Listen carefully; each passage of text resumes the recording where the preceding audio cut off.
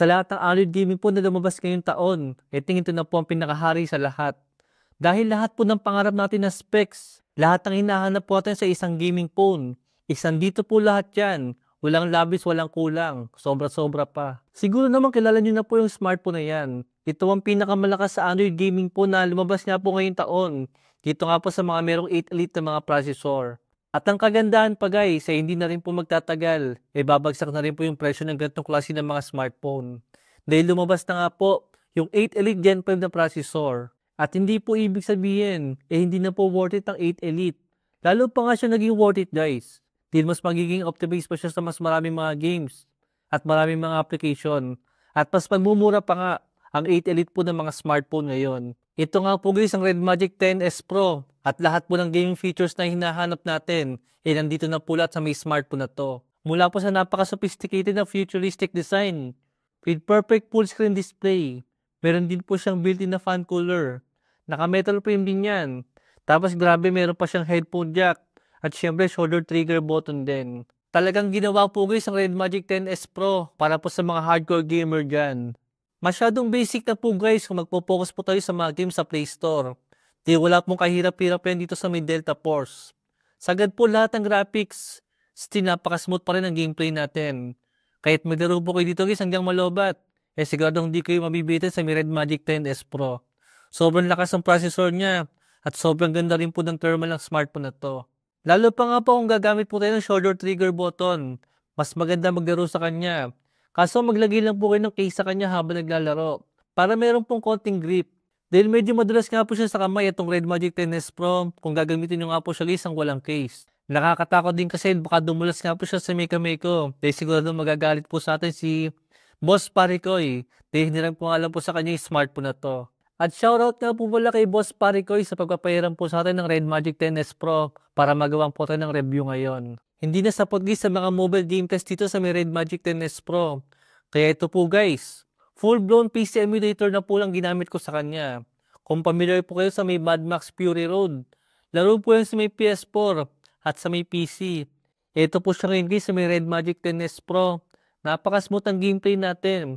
Isipin mo paano pa kaya 1 to 2 years. Baka sobrang optimized na po ng 8 Elite sa mas maraming mga games pa dito sa mga PC.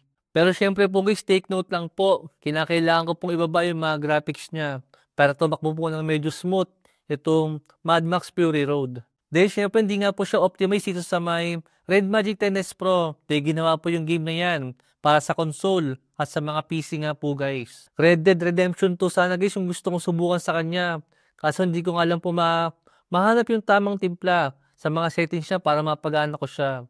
Nakakita nga po ako sa may YouTube na gumagana po guys ang Red Dead dito sa may emulator ngayon.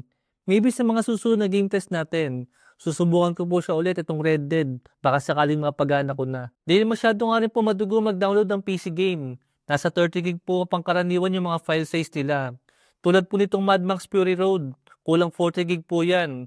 Kaya kung gagamit nga po kayo ng PC emulator, kulang na kulang po ang 256 gig. Dapat at least naka 52 gig po yung storage ng smartphone natin para medyo hindi po tayo mabitin. Dahil tulad nga po ng Red Dead Redemption 2, kulang 100 gig po yung file size niya. Sobrang laki. Napakalaki po nung kakainin sa may storage natin. Kaya hindi po talaga ako guys makakapaglaro na medyo maraming games sa kanya. Kung PC game nga po yung tetestingin natin. Buti na lang din talaga guys is mataas sa storage po itong Red Magic ni Boss Parikoy. Kaya nakapaglagay po ako ng 3 PC game sa kanya. Tapos mga game pa nga po na galing sa may Play Store.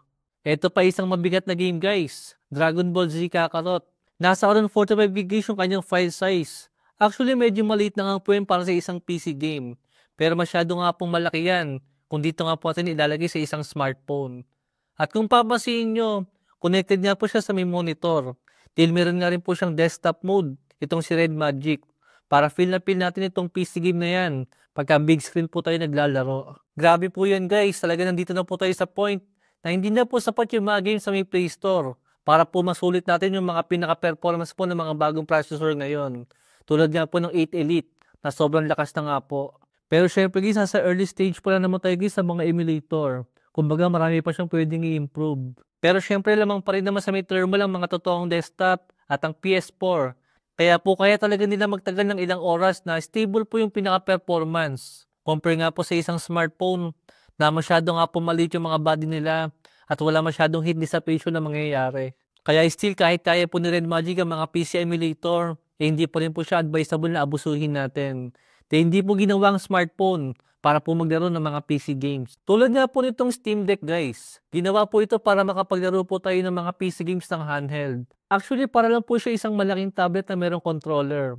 Pero ang isang dahilan nga po kung bakit nakapal siya, dahil nga po meron siyang magandang cooling system at meron po siyang malaking fan cooler sa may likod. Pero kung iisipin lang po natin, maraming games na po na kaya ni Steam Deck, kaya na rin po ng mga smartphone ngayon na meron pong mga 8 Elite na mga processor. Sadyang lamang lang po talaga sa optimization ng Steam Deck compare nga po sa mga smartphone. Dahil syempre ginawa po ang Steam Deck para sa mga PC games at ginawa ang mga smartphone para po sa mga mobile games lang.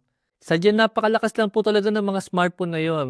To the point na yung mga dapat hindi naman kayang gawin ng isang smartphone, kaya na po niyang gawin ngayon. Alam ko nasa isip niyo guys, paano kaya napagana rito yung mga PC games dito po sa Red Magic?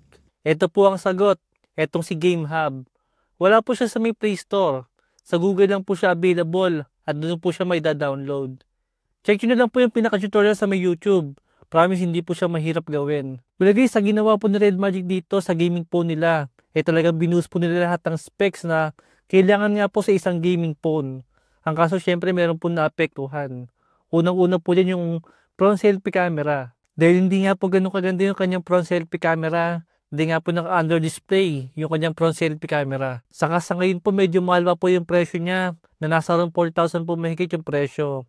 Pero kung di naman problema ang pera sa inyo at gusto nyo nga po ng ultimate gaming phone ngayon, si Red Magic 10S Pro ay isa sa pinaka-the best na mabibili natin ngayon. Dahil bukod nga po sa may mobile games, siguradong lahat po ng emulator, kaya rin po ng smartphone na to. Talagang mahaba-habang optimization lang po talaga ang kailangan para mas paging smooth po yung mga gameplay natin.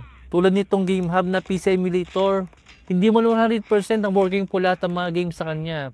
Nakaka-impress pa rin po. Dahil mas lalawak pa nga po yung magagawa natin sa isang smartphone ngayon. Kung sawa ka na sa mga games po sa may Play Store, makakapag-explore pa po tayo sa mundo po ng mga PC games naman at mga console games. At sigurado mas mag-enjoy po tayo. Simula pa lang po ito guys sa mga PC emulator gaming test natin. Marami pa akong balak gawin sa kanya. Kumbaga pinakita ko lang po sa inyo yung pinaka-potential po ng isang literal na gaming phone.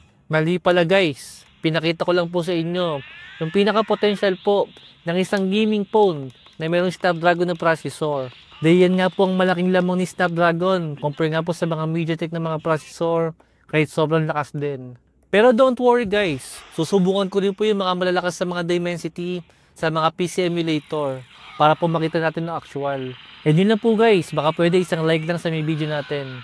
Thanks for watching.